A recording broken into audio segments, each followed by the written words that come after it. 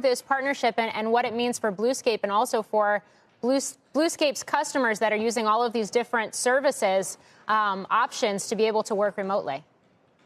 Yeah, it's been something that's been over a year in the making for us in terms of working with Amazon. But, you know, dating back almost 4 years ago, we started thinking about hybrid work in the sense that people spending a lot of time in public transportation or long commutes, we're going to start to see more productivity by using tools that make them feel like they're still in the office. And so we spent a couple $100 million building a platform that would run anything and everything. And you mentioned like a Microsoft or maybe even a Salesforce Slack.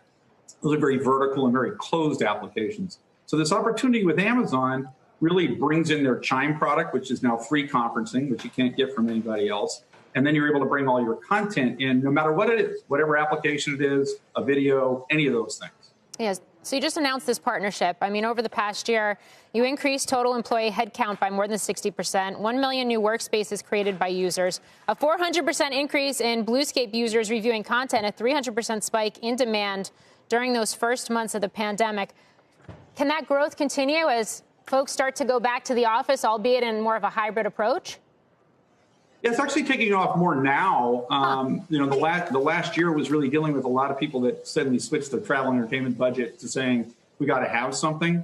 I mean, you look at a company like Ford, and, you know, Maru Flores was just in Wall Street Journal a couple of days ago talking about how they needed to find a platform that could do whiteboarding on steroids. And so, you know, combining with Ford and helping them develop cars last year, those are the larger type customers. But we're seeing a boon in the education area, like the University of Pennsylvania. And also every single, I can't think of one movie studio or TV production house that isn't using us because their employees are suddenly moving to more rural areas.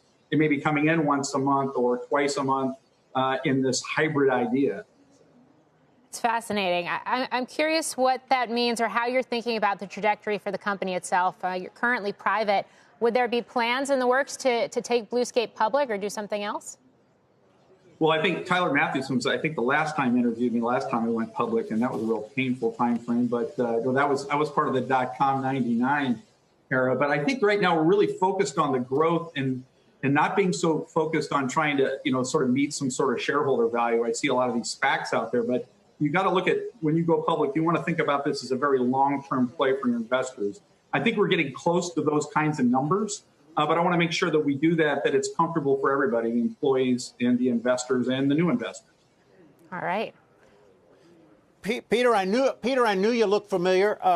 Let me ask you, do I, the end user, buy your product, or do you sell to the IT manager for an enterprise and then they bolt it into or onto their Zoom application or their Teams application or whatever it is? Explain that to me. Tyler, this is an incredible question coming from a sea dog like I am, but that is a great question.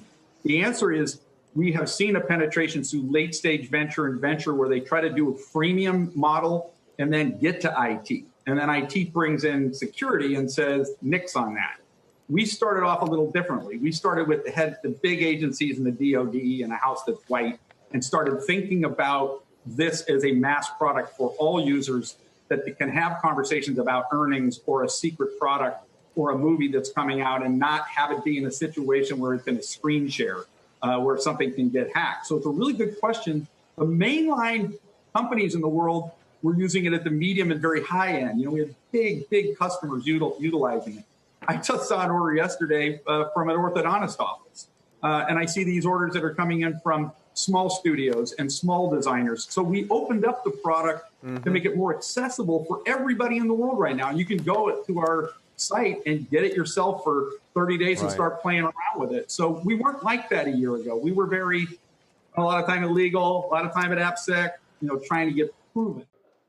Shepard Smith here. Thanks for watching CNBC on YouTube.